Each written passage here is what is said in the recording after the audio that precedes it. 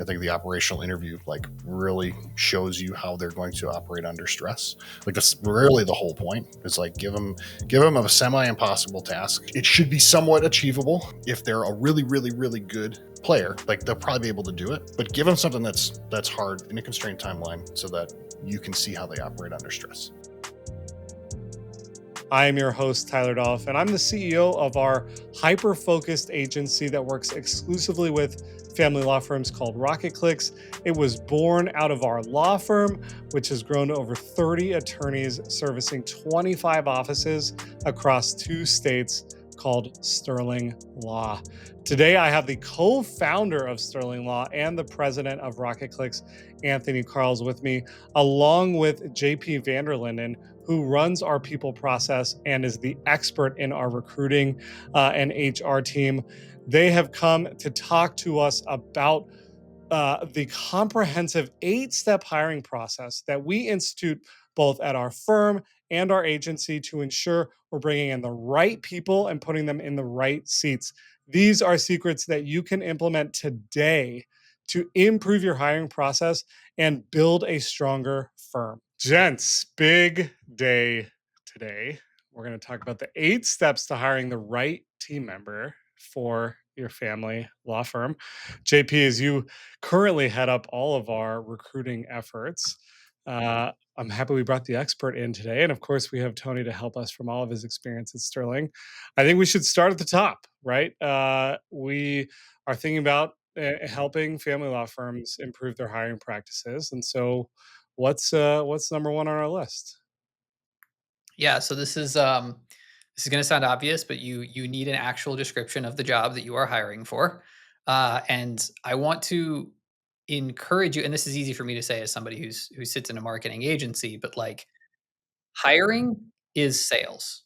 It's just sales to your company instead of as your client. And so you're selling people on coming to work with you, and your job description that you put out, your job post, is your advertisement.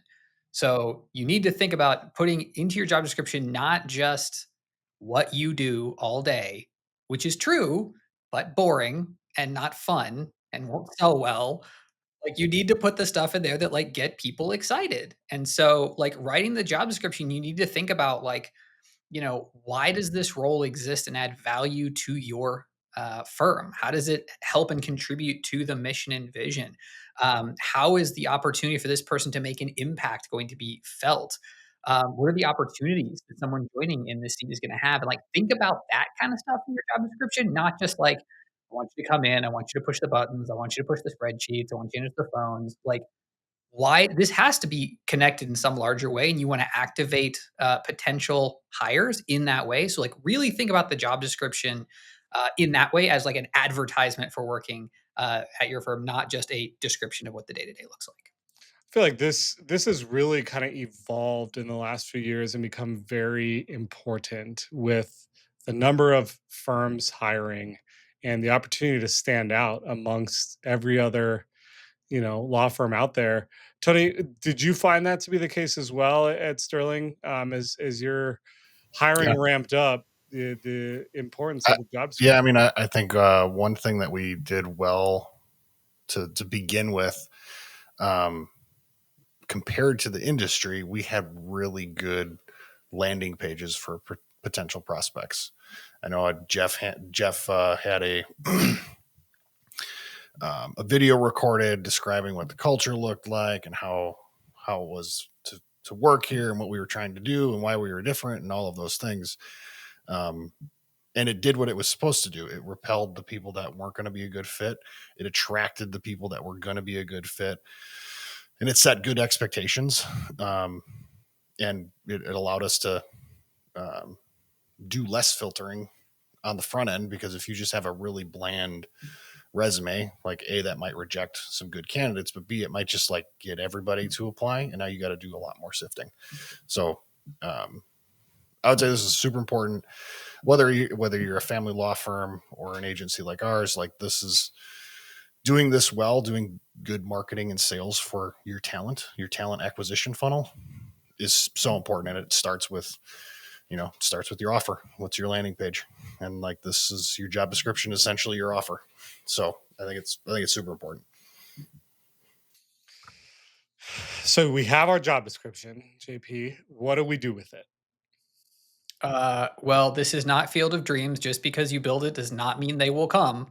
You're gonna have to go out and find your talent pool and where you're fishing. And so, depending on the role you're hiring for, you may be using different posting locations. And so, there's the standard, obvious ones like, hey, maybe I want to take this to LinkedIn, maybe I want to go to Indeed, kind of general pools. But then you also want to maybe like start niching down and figure out like where specifically does the audience for maybe your attorneys sit different than your call center reps. Maybe your paralegals are in one area, and your legal assistants are in another. And so like you need to know kind of who you're going after for the role, and that's going to affect where you post those positions. And also how difficult it is, how big a pool you're fishing in. And so the smaller the pool, the more you're going to have to be aggressive with pushing those posts with advertising and social shares versus putting them out there and knowing that's enough to get a bunch of applicants. You're basically always playing this game from an applicant standpoint of playing with the friction, right? And so the smaller your potential market you're pulling from, the less friction you want in the process because you want as many of them to come through as you can because you can screen them easier. You have less chance of getting the right person versus those kind of more entry level jobs. Those jobs are a little bit easier to fill where the talent pool is bigger. You probably want to add some friction there. You don't want to make it as easy in those situations. And so you're constantly kind of just dialing in and playing with this, which is again very much like a marketing funnel, like a sales funnel. You're always kind of trying to play with the friction to get just the right amount where you can get great people coming in who match your mission, match your vision, but also don't overwhelm your recruiting team with the volume of applicants you're playing with. I think the real talk, a little tangent here. Hiring attorneys is super difficult. I know Tony, and I'd love for you to talk about the experience that you've had at Sterling, whether it's finding seasoned attorneys that you now have to develop into your culture and do things maybe dramatically differently than they've done things at other firm versus understanding that you're going to hire someone right out of law school, have them be a law clerk or a paralegal for a while to build up into your culture. Where you post this application is going to play into this whole scenario. So I'd say, and this isn't on our list, but knowing what type of talent you want and the experience of that talent is going to play into where you post. Yeah, 100%. And like, I think, at Sterling, because we are 100% fixed fee, um, it was a little more challenging to actually hire experienced attorneys because they had been seasoned, especially the longer they've practiced, to practice really well in an hourly practice, which that practice mode is very different than a fixed fee practice mode. So retraining all of those key learnings was somewhat more difficult, which is why we actually do a lot. We still do hire experience, but that's what we're actually looking for. There is a couple years out of law school where they've had a bunch of life experience, where they're not just out of law school for a couple years and that's their first like entry into the professional career. So some of our best performers they went to law school late. They had a job in a professional life prior to that, and they became a lawyer. And now they come to that place with a lot more business experience than just what a lawyer would get from law school. So they come in with some pretty big advantages. So those we still do recruit for out in the marketplace. But most of our talent acquisition actually is funneled from law schools. So we are heavily involved with law schools, and we recruit there. We have law clerks every single year, um, both 2 and 3 L's, and it's essentially our hiring pipeline. And they not all of them make it into the business as a full time employee, but you get basically to test drive the car before you buy it, and it's a good thing when you have when the stakes are so high, because like you as the law firm owner, it's ultimately your license on the line for the quality of work. So if you can train someone from the ground up and they can really see you practice and you got a couple years with them, whether or not you can trust them when you bring them in, and you can bring them in the right way versus like just bring them in and chuck files at them, which we've done, and like that doesn't go as well. So what I'd say is I think you're 100% right on. You got to post where your intention is, because you're going to find different different types of talent in different places. Also, the industry is pretty unique where like you can post on normal job boards like LinkedIn and Indeed and stuff like that. But the in some states, so in Illinois, we've had good success on those standard um, job boards, and not so much on the state bar website where the jobs are listed. It's actually, but in Wisconsin, we've actually had the very opposite experience where most of our good applicants actually came from the state bar. And like, so there's a list of open jobs there, and that's one of the places that we go and recruit from, and it's been very successful there. But it's basically like, what's the local legal community in your state? How do they operate? Um, and understanding that is also important because you might be in a state like Wisconsin and you're posting on LinkedIn and Indeed, and you're like, nothing's working. It's like, well, have you tried the state bar site? Are you really creative with your headlines? Like that's another thing. Like we were always cheeky, would be the way I'd say it, with our ad headlines when we posted on the state bar, and it got people's attention because everybody else just posted hiring family law attorney or hiring attorney in so and so, and that's not how we posted it. We typically posted something like, you know, you want to change the world, do stuff different, come work at Sterling, stuff like that, where it's like, oh, okay, like I'm gonna click on this and at least look. Maybe they're crazy, but now I got a real impression instead of just like a boring title job description. Um, so I think there's a lot of marketing in this.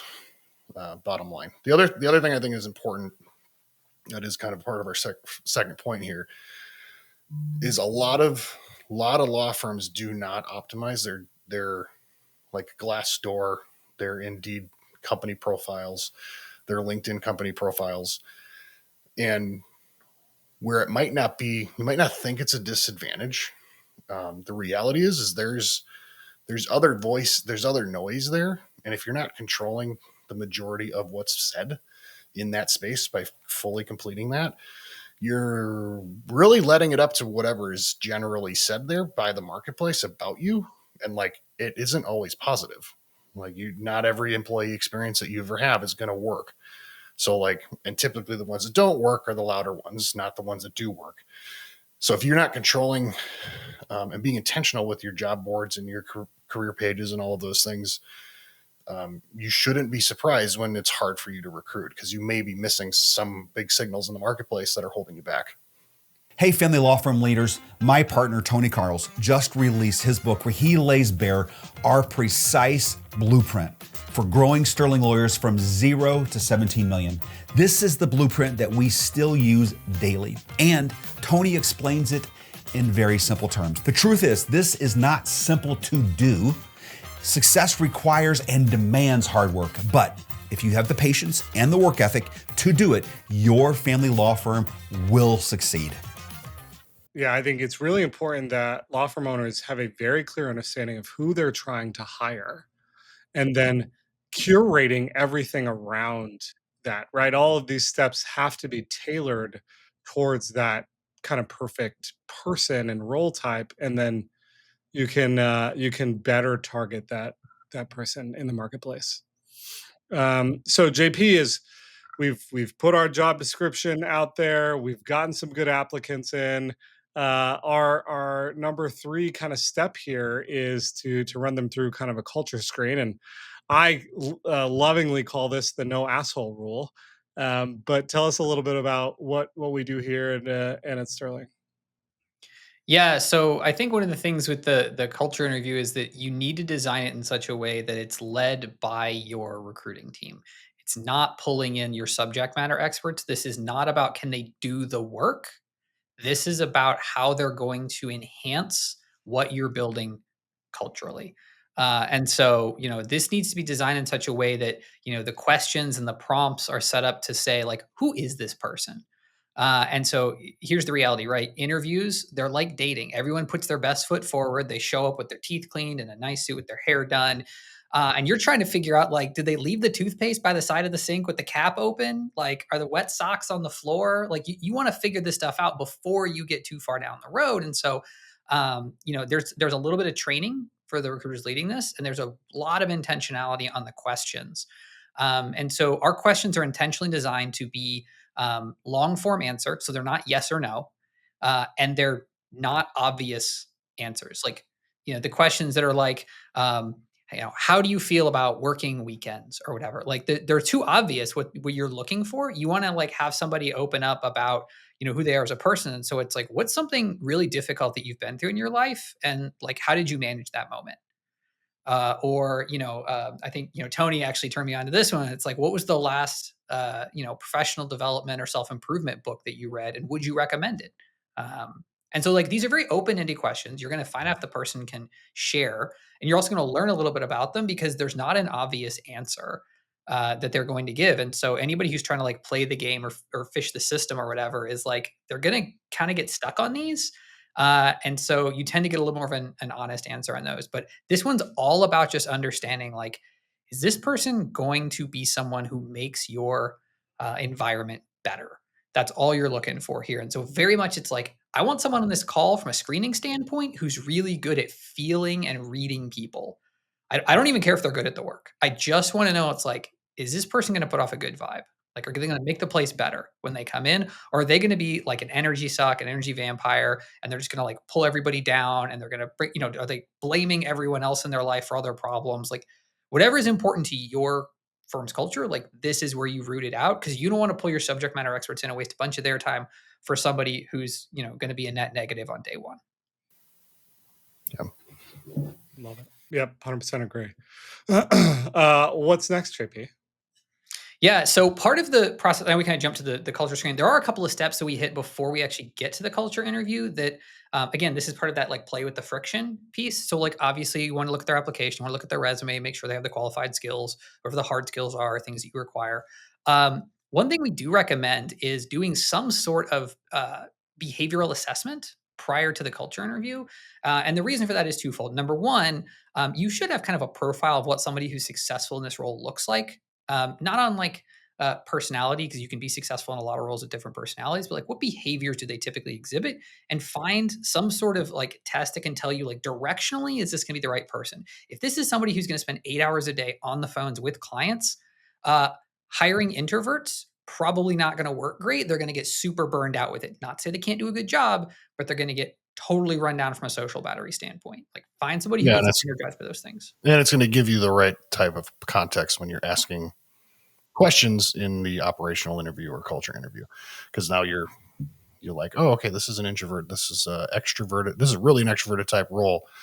Tell me about how you recharge your battery if you have to be social all the time. Like, how does that work?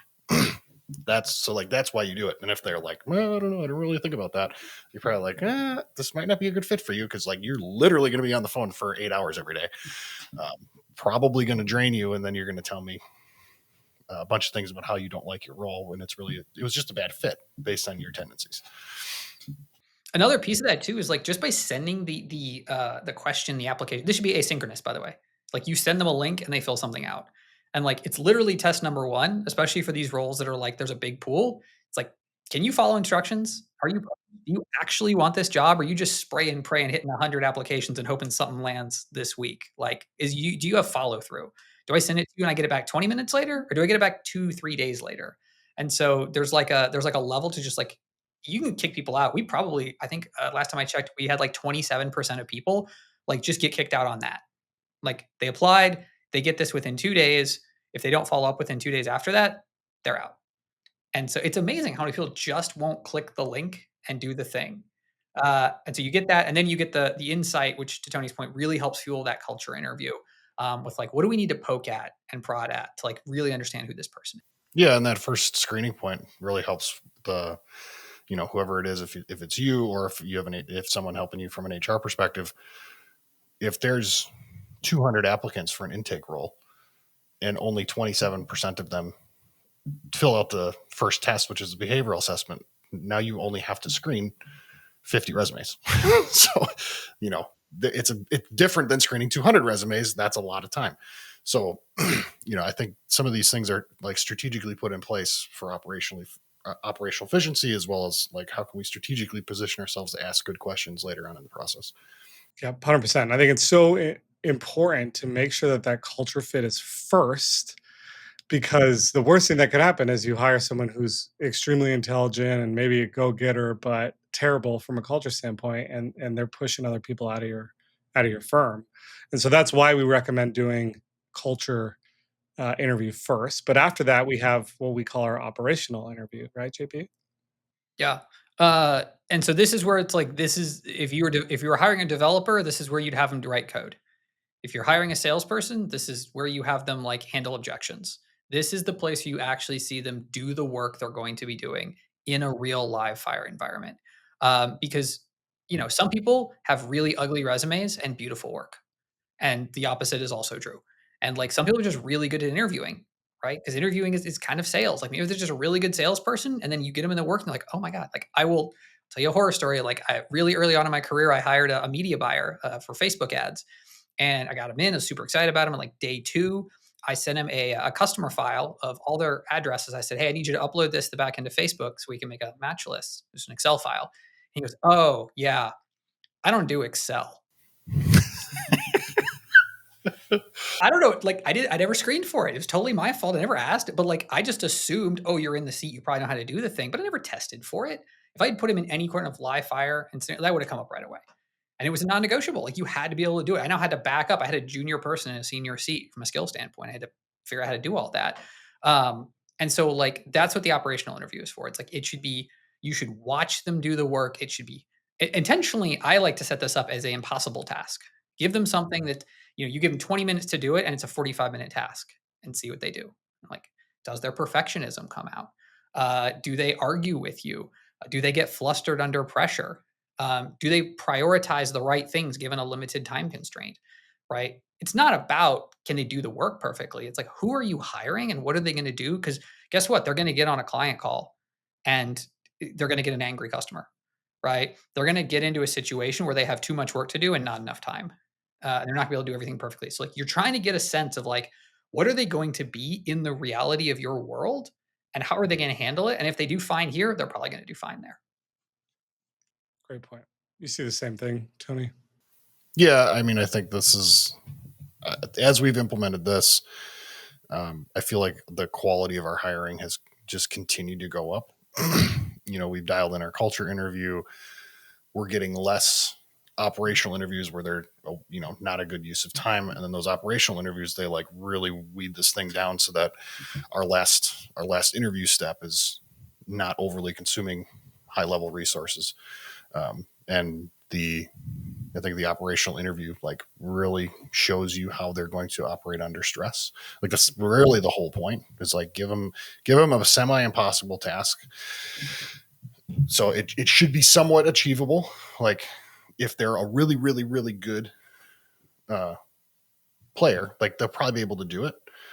But give them something that's hard in a constrained timeline so that you can see how they operate under stress. And like what questions do they ask? How do they think about preparing? Like how do they formulate a solution for this in real time with you versus giving them a setup where you're then going to say, here's the problem, come back to me in 2 days and how you would solve it. It's like, okay, you get that maybe 60% of the time in your work, 40% of the time you're not going to get it. What happens there? So I think an operational interview is a really, really key opportunity to vet talent in a pretty intense way. I know this has evolved over a number of years, and we used to just have those two interviews, but then we were missing kind of this last opportunity where the leadership team or the ownership team could have a say, could have a feel, knowing that the other boxes are checked, right? Like, okay, they're good culture fit, they're good, they can do the role. Let's make sure that we have a gut check opportunity, which is what we call our values interview, right, JP? Yeah, and so up until you're probably, I don't know, you're probably somewhere between 150 and 200 people. Your leadership team has got to be involved in protecting your culture in the interview process. And so if you're the business owner, the business leader, if you're the person who's sitting at the top, then like the buck stops with you and anybody who gets hired in. And so this is a great way for us to just get a gut check to say like, hey, you've passed the other steps, so we're assuming you can do the work and you got the minimum viables. But now, like, we really want to understand who we're bringing in. Like, is this person good enough?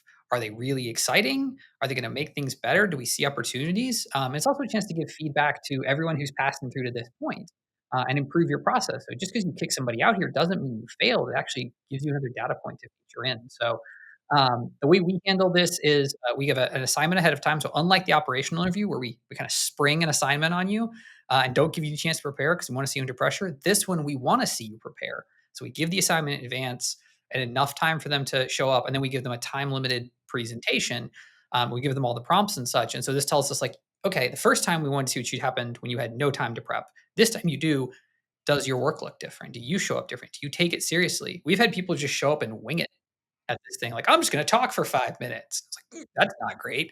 And we've had people prepare full-blown 35 slide decks, and then they can't get through them in 5 minutes. They don't think about it, right? And so it's like there you get this whole range there, and that gives you one kinda data point, uh, and then the rest, it's about 20 minutes, is just free form, open Q&A from our leadership team, and I gotta tell you guys, I like our questions. I feel like we've got some really good ones in there, and they're not like the Google, like, how many, mothballs are there in the whole world or whatever, like weird questions. But like, they're intentional, but they're you can't prepare for them. And so there's just again that some level of like you're trying to really get the person to be real and open up here. And so, you can drill into something. Like if you see something, you can chase it and really push on it.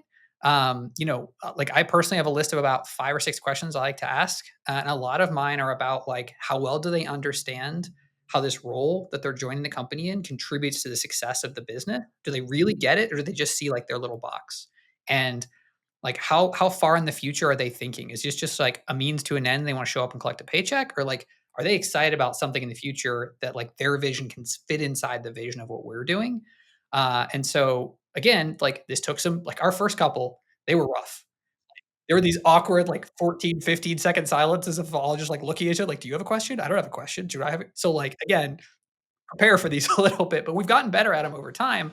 And now they're a lot of fun, and they tell us a lot about the team member and kind of who's joining. And at the very least, they give that person exposure to the leadership of the company. And so when they come in on day one and we're doing onboarding and they're meeting people, like, oh yeah, I saw you in my final interview. Like even if they're not in their department, even if they had something else up, like it just gives them a chance of exposure. So that's really cool too.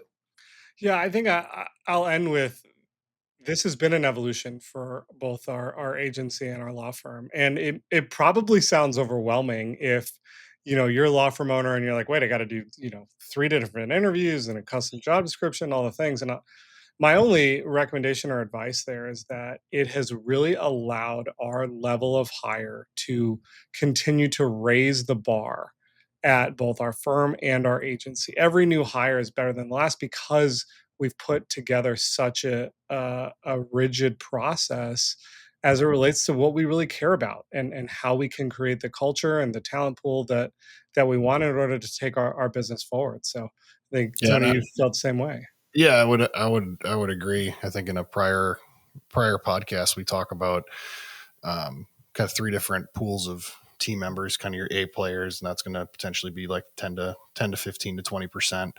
They're going to be successful no matter what. And then you got your kind of your B players who are going to be about 60% of your 60% of the workforce. Like they're going to be successful if you set them up well. And then there's 20% that are probably not going to work out, So, and that's going to vary a little bit. But the reality is as we've dialed in this process for us, like I can confidently say since we've got this dialed in, I don't think we've hired any problems. And like where there have been problems in hiring, it's because our operational interview wasn't good. Because they're not culture fits. They haven't not been impressive from our core values and uh, who they are as a person perspective. But as we really nailed down the operational interview, now we knew like, oh, they're also really good technically. And like, they're not just a good salesperson, because like a good salesperson can sell you in an interview. That's what their job is.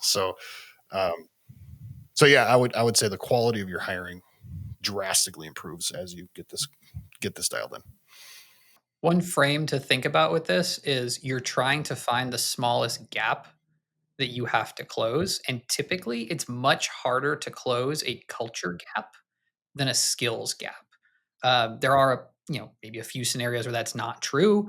You're trying to hire a CFO, to lead mergers and acquisitions for a 25 to $50 million firm. Like, okay, that's a pretty specific skill set. You might have to hire somebody who's kind of a jerk sometimes and teach them not to be a jerk. But like for most of us, it's much easier to find somebody who aligns on the culture, aligns on the mission and vision, lives out our values, and teach them how we execute the work, treat clients, things like that. So you're looking for like, what's the small gap that I can close and hire that person. So to Tony's point, like hire somebody who's a great culture fit and figure out they stink at the operations. And it's like, all right, it's going to take me 6 months to get you where you need to be. But like, I found the right person. That's a place worth investing. Great point. Love it. Gentlemen, this is so helpful. I'm excited to continue down this path and appreciate all of our listeners being with us today. If you enjoyed this episode on our 8-step hiring process, you will love our next episode on developing your company values. It's so important that you are expanding your firm and developing a culture that matters, and hiring is an essential piece. Make sure to check that episode out here.